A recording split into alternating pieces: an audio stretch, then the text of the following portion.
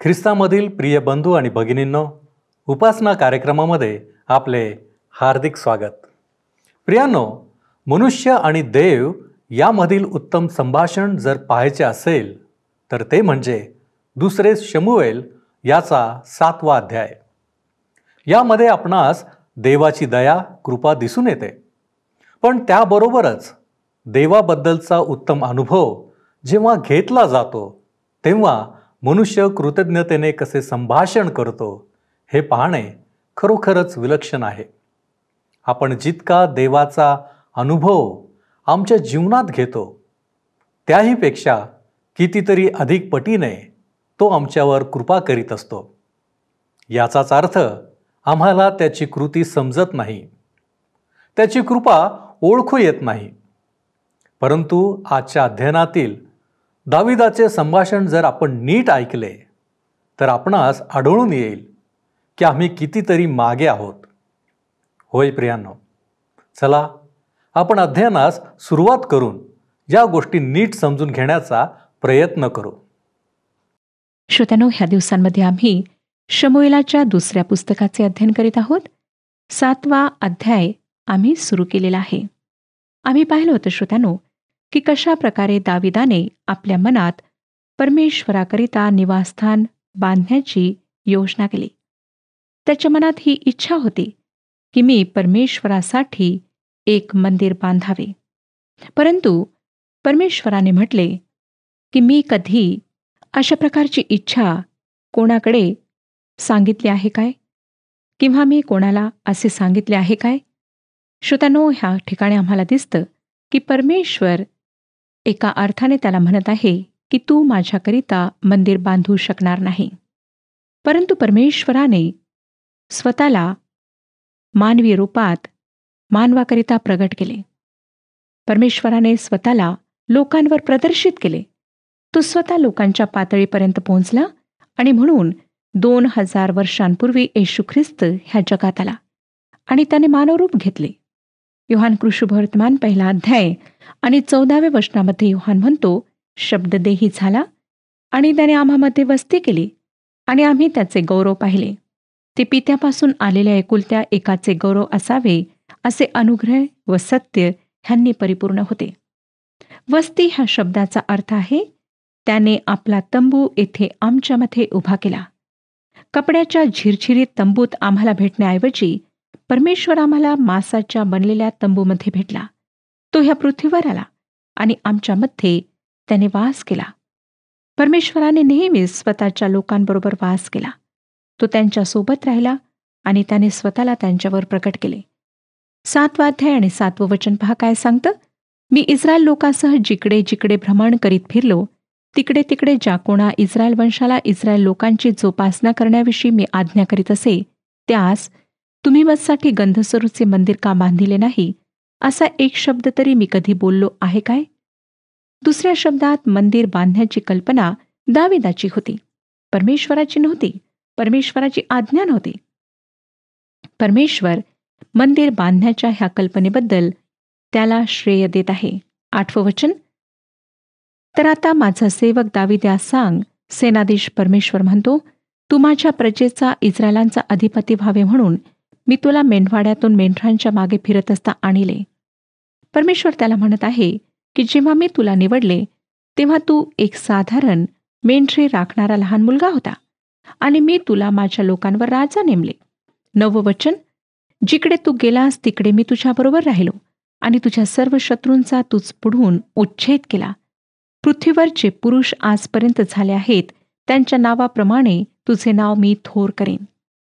श्रोत्यांनो, परमेश्वराच्या पुस्तकात दाविदाचा नंबर एक महान पुरुष असा झालेला आहे जो ह्या पृथ्वीवर राहिला ह्या रूपात येतो. दाविदाची तुलना कुठल्याही एका पुरुषाशी करा ज्याने राज्य केले आणि आपणास आढळेल की दावीद वैशिष्ट्यपूर्ण आहे. जर मी संध्याष्टांना पूर्णपणे समजले आहे तर परमेश्वराची ही योजना आहे की पुनरुत्थानाच्या वेळी जेव्हा दावीद पुनर्जीवित होईल तेव्हा तो सहस्त्र वर्षाच्या राज्याच्या काळात प्रभू येशू ख्रिस्ताच्या राज्यातील कारभार पाहणारा अधिकारी असेल. 10वं वचन. मी आपल्या इस्रायल लोकांसाठी एक स्थान नेमून देईन. मी तेथे त्यास रुजवेन, म्हणजे ते आपल्या स्थानी वस्ती करून राहतील व ते तेथून पुढे कधी ढळणार नाहीत. हे सर्व काही परमेश्वर करणार आहे. लक्षात घ्या श्रोत्यानो, की तो काय काय करेल. पहिली गोष्ट, मी आपल्या इस्रायल लोकांसाठी एक स्थान नेमून देईन असे परमेश्वर म्हणतो. दुसरी गोष्ट, मी त्यास तेथे रुजवीन, म्हणजे ते आपल्या स्थानी वस्ती करून राहतील व ते तेथून पुढे कधी ढळणार नाहीत. हे फार काळापूर्वी म्हणण्यात आले होते. खरे पाहता परमेश्वराने हे 3000 वर्षांपूर्वी म्हटले आणि अजूनपर्यंत ह्याची पूर्तता झालेली नाही. परंतु श्रोत्यानो, लक्षात घ्या की परमेश्वर त्याचे वचन पूर्ण करणार आहे. 11वं वचन, इस्रायल लोकांवर मी शास्ती नेमिले होते. त्यांच्या काळापासून जसे दुर्जन त्यास त्रस्त करीत होते तसे ते ह्यापुढे करणार नाहीत. तुला मी शत्रूंपासून विसावा दिला आहे. परमेश्वर तुला म्हणत आहे की मी तुझे घराणे कायमचे स्थापिन. परमेश्वर नाथानाला म्हणतो की तू जाऊन दाविदाला सांग की मी त्याचे घराणे स्थापिन. दावीद म्हणाला की मी परमेश्वरासाठी घर बांधीन. परंतु परमेश्वर म्हणतो, दावीद, तू तसे करू शकणार नाहीस. तुझे हात रक्ताने माखलेले आहेत. तू माझ्याकरिता घर बांधू शकणार नाहीस. पण मला तुझ्या मनातील इच्छा माहीत आहे. माझे घर बनविण्याचे श्रेय मी तुला देईन आणि मी तुझे घर स्थापिन. आम्ही परमेश्वराच्या इच्छेच्या बाहेर जाऊ शकत नाही, हे लक्षात घ्या. श्रोत्यानो, आज आमच्यापैकी अनेक लोक गरीब आहेत. त्याचे एक कारण म्हणजे आम्ही परमेश्वराकरिता फार कमी प्रमाणात कार्य करीत आहोत. आम्ही असल्या जागी येतच नाही जेथे तो आमच्याकरिता अधिक काही करू शकेल. आम्ही दाविदापासून धडा शिकू शकतो. दाविदाची इच्छा होती की त्याने परमेश्वराकरिता काहीतरी महान असे कार्य करावे आणि परमेश्वराने त्याच्याकरिता त्याहीपेक्षा महान असे कार्य केले. 12वं वचन पुढे सांगतं, तुझे दिवस पुरे झाले आणि तू जाऊन आपल्या पितरांबरोबर निजलास, म्हणजे तुझ्या पोटच्या वंशजास तुझ्या मागून स्थापून त्याचे राज्य स्थिर करीन. हे फार विलक्षण आहे. नवीन करारात आम्हाला वाचायला मिळतं की येशू ख्रिस्त देहदृष्ट्या दाविदाच्या वंशात जन्मला.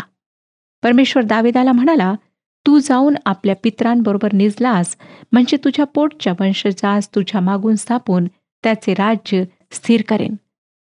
लक्षात घ्या की परमेश्वर शल्मोनाविषयी बोलत नव्हता. परमेश्वर येशू ख्रिस्ताला संबोधित करीत होता. तो येशू ख्रिस्ताविषयी बोलत होता. 13वं वचन, तो माझ्या नामाप्रित्यर्थ मंदिर बांधील, मी त्याचे राजासन कायमचे स्थापिन. श्रोत्यानो, ह्या ठिकाणी विषय आहे शल्मोन, कारण वंशामध्ये तोच दाविदानंतर होता. राज्य शल्मोनाच्याही पुढे जाऊन भविष्यामध्ये पाहत आहे. परमेश्वर म्हणतो की मी त्याचे राजासन कायमचे स्थापिन. हे दाविदाच्या सिंहासनाविषयी म्हटल्या जात आहे. येशू ख्रिस्त एक दिवस दाविदाच्या सिंहासनावर विराजमान होणार आहे.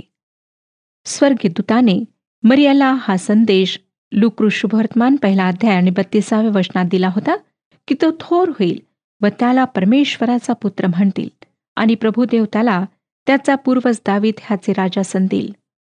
पुढे 14वं वचन पहा काय सांगतं, मी त्याचा पिता होईन व तो माझा पुत्र होईल. त्याने अधर्म केल्यास मनुष्य जशी दंडाने व मानवपुत्र जशी फटक्यांनी शिक्षा करीतात तशी मी त्यास शिक्षा करेन. पुन्हा एकदा परमेश्वर काय करणार ह्याविषयी ऐका.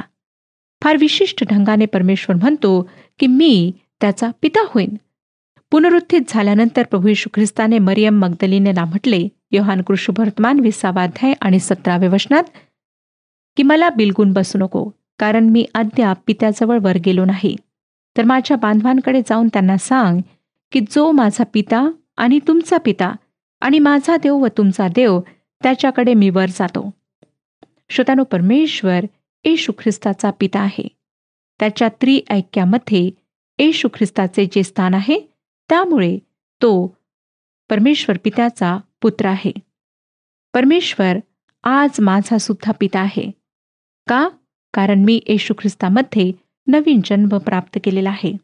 योहान शुभवर्तमान 1 अध्याय 12वं वचन सांगतं, परंतु जितक्यांनी त्याचा स्वीकार केला तितक्यांना, म्हणजे त्याच्या नावावर विश्वास ठेवणाऱ्यांना, त्याने देवाची मुले होण्याचा अधिकार दिला. जेव्हा मी येशू ख्रिस्ताला तारणारा म्हणून स्वीकारले तेव्हा त्याने मला त्याची संतान, त्याची मुलगी होण्याचा अधिकार दिला. श्रोत्यांनो, हा अधिकार फक्त त्यांनाच प्राप्त होतो ज्यांनी प्रभू येशू ख्रिस्तावर विश्वास ठेवला आहे. त्यापेक्षा न तर काही अधिक न काही कमी, फक्त विश्वास करायचा आहे. परमेश्वर म्हणतो, मी त्याचा पिता होईन, तो माझा पुत्र होईल. 14व्या वचनाचा शेवटला भाग एक फारच वेगळे विधान आहे. हे वचन सांगतं की त्याने अधर्म केल्यास मनुष्य जशी दंडाने व मानवपुत्र जशी फटक्यांनी शिक्षा करीतात तशी मी त्यास शिक्षा करीन. परमेश्वर म्हणतो की जेव्हा त्याच्यावर दोष लावण्यात येईल तेव्हा मी त्याचा पिता होईन आणि तो माझा पुत्र होईल. हेच एक फार विलक्षण असे नाते पिता परमेश्वर आणि पुत्रामध्ये आहे. परंतु जर तो अधर्म करेल तर अर्थात त्याच्यावर अधर्म लादण्यात येईल. तेव्हा जेव्हा तुमची आणि माझी पापे त्याच्यावर लादण्यात आली तेव्हा त्याला बसलेल्या फटक्यांनी आम्हाला आरोग्य प्राप्त झाले. तो तुमच्या आणि माझ्याकरिता वधस्तंभावर मारला गेला. आमच्या अपराधांमुळे त्याला शिक्षा झाली. हेच कारण आहे श्रोत्यानो की त्यामुळे प्रभू येशू ख्रिस्त वधस्तंभावर टांगला गेला. आमच्या अपराधांमुळे त्याला शिक्षा झाली. तो वधस्तंभावर मारला गेला. त्याने स्वतः तुमची आणि माझी पापे स्वदेही वाहून खांबावर नेली, ह्यासाठी की आपण पापाला मेलेले होऊन सदाचरणासाठी जगावे. त्याला बसलेल्या माराने आम्ही निरोगी झालो आहोत. पापाच्या रोगापासून आमची सुटका झाली. यशाया संदेष्टा येशू ख्रिस्ता संबंधाने बोलत असताना म्हणतो की त्याला ठेचावे असे परमेश्वराच्या मर्जीस आले. त्याने त्याला पिडिले.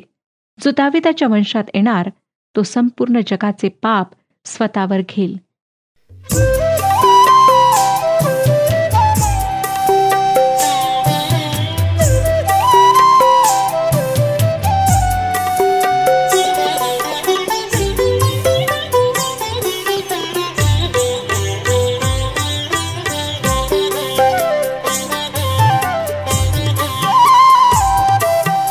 तव सहवास घडावा प्रभु रे, क्षणभर विरह नसावा. तव सहवास घडावा प्रभु रे, क्षणभर विरह नसावा. तव सहवास घडावा.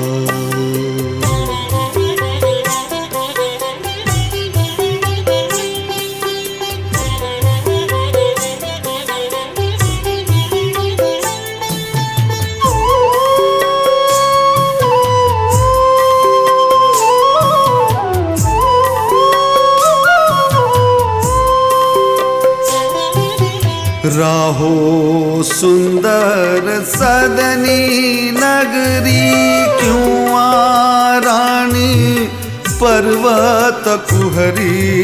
राहो सुंदर सदनी नगरी, क्यों रानी पर्वत कुहरी.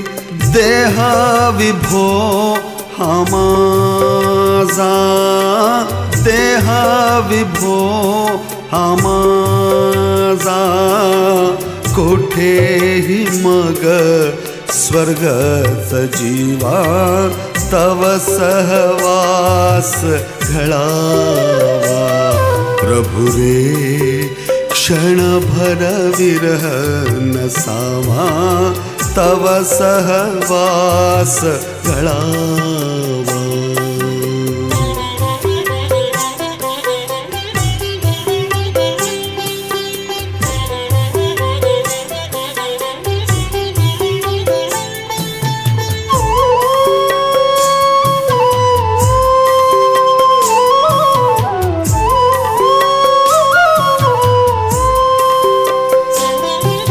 मृदुल फुलांची सुखकर शय्या, किंवा प्रस्तर खंड निजाया.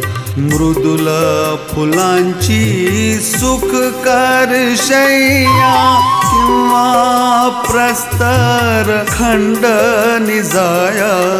हृदयात तवटे कोणी असता, हृदयात तवटे कोणी असता कष्ट न शब्द शब्द हि ठावा तव सहवास घळावा प्रभु रे क्षणभर विरह नसावा तव सहवास घळावा प्रभु रे क्षणभर विरह नसावा. यशया येशू ख्रिस्ताविषयी आपले बोलणे सुरू ठेवित असताना 53 अध्याय 4 ते 6 वचनांमध्ये म्हणतो की खरोखर आमचे व्याधी त्याने आपल्यावर घेतले, आमचे क्लेश त्याने वाहिले, तरी त्यास ताडण केलेले, देवाने त्यावर प्रहार केलेले व त्याला पिडिलेले असे आम्ही त्याला लेखिले. खरे पाहिले असता तो आमच्या अपराधांमुळे घायल झाला, आमच्या दुष्कर्मांमुळे ठेचला गेला. आम्हा शांती देणारी अशी शिक्षा त्यास झाली. त्यास बसलेल्या फटक्यांनी आम्हास आरोग्य प्राप्त झाले. आम्ही सर्व मेंढरांप्रमाणे बहकून गेलो होतो. आम्ही प्रत्येकाने आपापला मार्ग धरिला होता. अशा आम्हा सर्वांचे पाप परमेश्वराने त्याचवर लादिले. त्यास बसलेल्या फटक्यांनी आम्हास आरोग्य प्राप्त झाले. कशापासून आरोग्य प्राप्त झाले श्रोत्यानो? पापाच्या रोगापासून. पाप एक भयंकर रोग आहे जो मानवजातीला पीडा देतो, कष्ट देतो. म्हणून परमेश्वर म्हणतो, मनुष्य जशी दंडाने व मानवपुत्र जशी फटक्यांनी शिक्षा करीतात तशी मी त्या शिक्षा करीन. नंतर पुढे 15वं वचन पहा. पण तुझ्यापुढून घालून दिलेल्या शौलावरची कृपादृष्टी मी दूर केली, तशी त्याच्यावरची माझी कृपादृष्टी दूर होणार नाही. श्रोत्यानो, दुसऱ्या शब्दात जरी दाविदाच्या वंशाने भयंकर पाप केलेत तरी परमेश्वर दाविदाद्वारे आणि त्याच्या वंशाच्या लोकांद्वारे आपला जो उद्देश आहे तो पूर्ण करणार होता. आणि हेच परमेश्वराने केले. त्याने येशू ख्रिस्ताला ह्या जगात पाठवले. 16वं वचन. तुझे घराणे व तुझे राज्य ही तुझ पुढे अढळ राहतील, तुझी गादी कायमची स्थापित होईल. परमेश्वराने हे अधिक महत्वाचे मानले आणि ह्याविषयी स्तोत्रकर्ता 89 अध्याय 34 ते 37 वचनांमध्ये आपल्या वचनांमध्ये सांगतो. आपण ही वचने वाचू शकता. स्तोत्रसंहिता 89 अध्याय 34 ते 37 वचने. नंतर 17वं वचन पहा. ही सर्व वचने व दर्शने जशाची तशी नाथानाने दाविदास कळवली. श्रोत्यानो, नाथान परमेश्वराकडून दाविदाकरिता जो संदेश होता तो पोहोचवित आहे. दाविदाची प्रार्थना आता आम्हाला वाचायला मिळते. 18 आणि 19 वचने सांगतात. मग दावीद राजा आज जाऊन परमेश्वरासमोर बसून म्हणाला, हे प्रभुदेवा, मी कोण व माझे घराणे काय की तू मला येथवर आणावे? हे प्रभू परमेश्वरा, तुझ्या दृष्टीने ही केवळ लहान गोष्ट आहे. तू आपल्या सेवकाच्या घराण्यासंबंधाने पुढील बऱ्याच काळाचे सांगून ठेवले आहे. प्रभू परमेश्वरा, हे सर्व तू मानवी व्यवहारासारखे केले आहे. श्रोत्यानो, लक्षात घ्या की हे फार वैशिष्ट्यपूर्ण असे विधान आहे. ते त्या येणाऱ्याच्या प्रतीक्षेत होते. तो स्त्रीद्वारे येणार होता, अब्रामाद्वारे यहूदाच्या वंशातून येणार होता. आणि आता आम्हाला सांगण्यात येत आहे की तो दाविदाच्या कुटुंबातून असेल. येशू ख्रिस्त दाविदाच्या वंशात जन्मणार हे समजल्यानंतर दावीद अतिशय आनंदित झाला. 20वं वचन. दावीद तूच पुढे आणखी काय बोलणार? प्रभू परमेश्वरा, तू आपल्या सेवकास ओळखितोस. दाविदाला पूर्ण खात्री होती की माझ्याबद्दल परमेश्वराला पूर्ण माहिती आहे. श्रोत्यानो, अशा प्रकारे तो आपले हृदय परमेश्वरासमोर उघडीत आहे. 21वं वचन. तू आपल्या वचनास्तव व आपल्या मनास आले म्हणून हे थोर कृत्य करून ते आपल्या सेवकाच्या निदर्शनास आणून दिले आहे. दावीद एक चांगला व्यक्ती होता, परंतु तो चांगला होता म्हणून परमेश्वराने हे सर्व दाविदाकरिता केले काय? नाही श्रोत्यानो, दावीद खरे पाहता चांगला मुलगा नव्हता. आम्ही ते पाहणारच आहोत. मी आणि तुम्ही सुद्धा चांगले आहोत म्हणून परमेश्वर आम्हाला वाचवित नाही, आमचे तारण करीत नाही, परंतु त्याने स्वतःच्या विलक्षण आणि अनंत अशा कृपेद्वारे आम्हाला वाचवले आहे. तो आमच्याकरिता कितीतरी चांगल्या गोष्टी करतो. आमच्या चांगुलपणामुळे नाही, परंतु त्याच्या स्वतःच्या चांगुलपणामुळे. आमचा परमेश्वर अद्भुत आहे, अति प्रेमळ आहे, अति कृपाळू आहे. आम्ही नाही श्रोत्यानो, आम्हाला त्याची स्तुती करायची आहे. 22वं वचन पहा काय सांगतं. यास्तव हे प्रभू परमेश्वरा, तू थोर आहेस. जे काही आमच्या कानांनी आम्ही ऐकले त्यावरून पाहता तुझ्या समान कोणी नाही, तुझ्याशिवाय अन्य देव नाही. दाविदाला आपल्या परमेश्वराची पूर्ण ओळख होती आणि म्हणून तो अशा प्रकारे म्हणू शकला. हे वचन वाचल्यानंतर आपणाला असं वाटतं का की हे आशीर्वादाने भरलेले वचन आहे? खरं श्रोत्यानो, आम्ही किती आशीर्वादित लोक आहोत की आमचा परमेश्वर असा परमेश्वर आहे, त्याच्यासारखा दुसरा कोणीच नाही. नंतर 23 ते 25 वचने सांगतात, तुझ्या इस्रायल प्रजेसमान भूतलावर दुसरे कोणते तरी राष्ट्र आहे काय? आपली प्रजा करून घेण्यासाठी इस्रायला सोडविण्यास तू गेलास, आपले नाव केले, त्यांच्यासाठी महत्कृत्य केली, आपल्या लोकास मिसर देशातून इतर राष्ट्रांच्या व देवांच्या हातातून सोडून घेतले आणि त्यांच्या देखत आपल्या देशासाठी भयानक कृत्य केली. असे कराव्यास कोणत्या राष्ट्राचा देव गेला होता? इस्रायल लोकांनी तुझी निरंतरची प्रजा व्हावे म्हणून तू त्यांची स्थापना केली. हे परमेश्वरा, तू त्यांचा देव झालास. तर आता हे प्रभू परमेश्वरा, आपला सेवक व त्याचे घराणे ह्याविषयी जे वचन तू दिले ते कायमचे सिद्धीस ने आणि आपल्या म्हणण्याप्रमाणे कर. श्रोत्यानो, आपणाला माहीत का हे दाविदाकरिता उद्धाराचे कारण बनले? शमूएलाचे दुसरे पुस्तक 23 अध्याय आणि 5 वचनामध्ये तो काय म्हणतो ऐका. माझ्या घराण्याचा देवाशी असा संबंध नाही काय? कारण त्याने माझ्याशी निरंतरचा करार केला आहे. तो सर्व प्रकारे यथास्थित व निश्चित आहे. माझा संपूर्ण उद्धार व अभिष्ट यांचा तो उदय होऊ देणार नाही काय? सर्व अधर्मी लोकास काट्यांप्रमाणे टाकून देतील, कारण त्यास हाती धरिता येत नाही.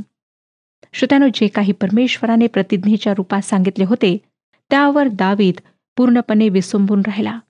आता पुढची वचने पहा. 26 ते 29 वचने सांगतात, सेनाधीश परमेश्वर इस्रायलावर सत्ताधीश आहे असे म्हणून लोकांनी तुझ्या नामाचा निरंतर महिमा वाढवावा आणि तुझा सेवक दावीद ह्याचे घराणे तू समोर स्थापित व्हावे. कारण हे सेनाधीश परमेश्वरा, हे इस्रायलाच्या देवा, तू माझे कान उघडून सांगितले की मी तुझे घराणे स्थापिन, म्हणून ही विनंती तुला करावयाची हिंमत तुझ्या सेवकास आली. आता हे प्रभू परमेश्वरा, तूच देव आहेस व तुझी वचने सत्य आहेत आणि तू आपल्या सेवकांचे अशा प्रकारे बरे करण्याविषयी वचन दिले आहे. तर आता प्रसन्न होऊन आपल्या सेवकाच्या घराण्यास अशी बरकत दे की ते तुझ्या दृष्टीसमोर निरंतर कायम राहील. कारण हे प्रभू परमेश्वरा, तूच हे म्हटले आहे, तुझ्या सेवकाच्या घराण्याचे तुझ्या आशीर्वादाने सदा अभिष्ट हो. श्रोत्यानो, आम्हाला दिसतं की कशा प्रकारे नम्र होऊन ही प्रार्थना दाविदाने परमेश्वरासमोर केली. आता आपण 8व्या अध्यायाकडे वळूया. ह्या अध्यायामध्ये दावीद आपले राज्य बळकट करून विस्तृत करीत आहे. आता दाविदाने यरुशलेमाची आपल्या राज्याची राजधानी म्हणून स्थापना केली आणि त्याने परमेश्वराचा कोष त्या ठिकाणी आणला. त्याने आपले राज्य बळकट केले.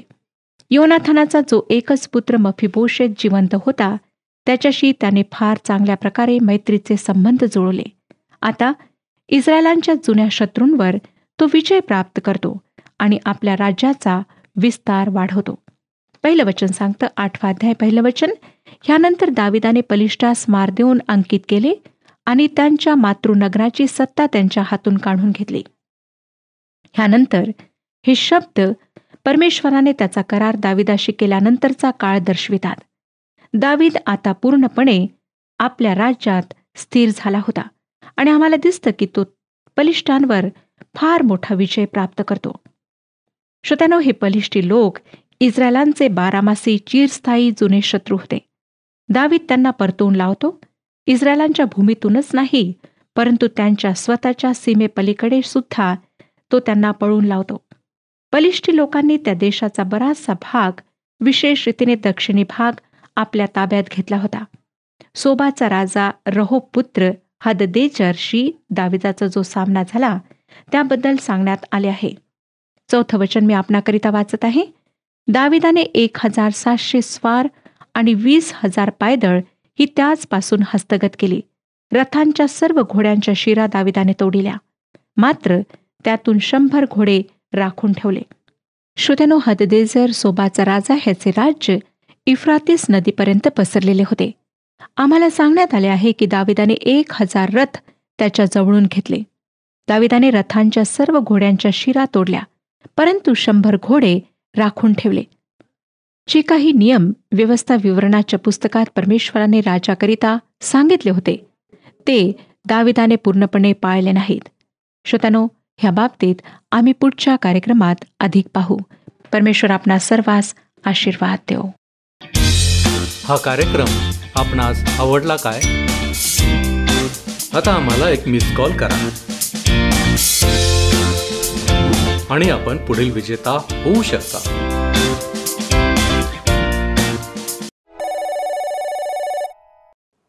प्रियानो, आपण आज पाहिले की दाविदाने म्हटले होते, यास्तव हे प्रभू परमेश्वरा, तू थोर आहेस. जे काही आम्ही आमच्या कानांनी आजवर ऐकले आहे त्यावरून पाहता तुझ्या समान कोणी नाही, तुझ्याशिवाय अन्य देव नाही. हा दाविदाचा अनुभव होता, कारण तो सदैव देवामध्ये राहून त्याला आवडेल तेच करण्याचा त्याचा विचार असायचा आणि ते तो करायचा देखील. ही त्याची साक्ष आहे. आज आमच्या जीवनामध्ये कोणती साक्ष आहे? काय आम्ही देवाला इतके जवळून अनुभवले आहे? खरंच दाविदाप्रमाणे देवाचा अनुभव घेऊन त्याची पोचपावती आम्ही देवाला कधी दिली आहे काय? अनेकदा असे होते की आम्ही मागत राहतो, विनंती करतो, परंतु जेव्हा त्या गोष्टी आमच्या जीवनात पूर्ण होतात त्यावेळी किमान आम्ही त्याबद्दल देवाचे आभार तरी मानतो का? प्रियांनो, देवाला ओळखणे आवश्यक आहे. आज आपण आत्मपरीक्षण करूया आणि हे शोधण्याचा प्रयत्न करू की काय मी देवाला खऱ्या अर्थाने ओळखले आहे. आपण प्रार्थना करू. सर्वसमर्थ आमच्यावरती कृपा करणाऱ्या आमच्या महान प्रेमळ परमेश्वरा, आम्ही तुझ्या चरणापाशी आलेलो आहोत. प्रभूजी, तुझ्या सानिध्यामध्ये येणं आमच्यासाठी शिक्षण आहे, आमच्यासाठी एक धडा आहे, ज्याच्याद्वारे आम्ही शिकतो, ज्याच्याद्वारे आम्हाला बदलता येतं, ज्याच्याद्वारे आमचं जीवन आशीर्वादित होतं. होय प्रभूजी, आज तू आम्हाला दाखवून दिलेलं आहेस की तुला ओळखणं किती महत्त्वपूर्ण आहे. कदाचित आमच्या जीवनामध्ये प्रभूजी आम्ही खऱ्या अर्थानं तुला ओळखलेलं नसेल, परंतु आज आमची विनंती, आमची प्रार्थना आहे प्रभूजी, तू आम्हा प्रत्येकाला तू सहाय्य कर. आमच्यामधल्या उणीवा तू काढून टाक की जेणेकरून खऱ्या अर्थाने आम्ही तुला ओळखणारे असे होऊ शकू आणि आमच्या जीवनामधून आम्ही योग्य गोष्टींच्याद्वारे तुझं गौरव करू शकू. होय बापा, आणि यासाठी आम्ही स्वतःला तुझ्या पवित्र हातामध्ये सोपवितो. तू आमचा स्वीकार कर, आम्हाला आशीर्वादित कर. तारणारा प्रभू येशू ख्रिस्त याच्या गोड आणि गौरवी नावात ही प्रार्थना करतो म्हणून तो ऐक. आमेन. आपला प्रभू व तारणारा येशू ख्रिस्त याच्या कृपेत व ज्ञानात वाढत जा. प्रभू तुम्हासह असो.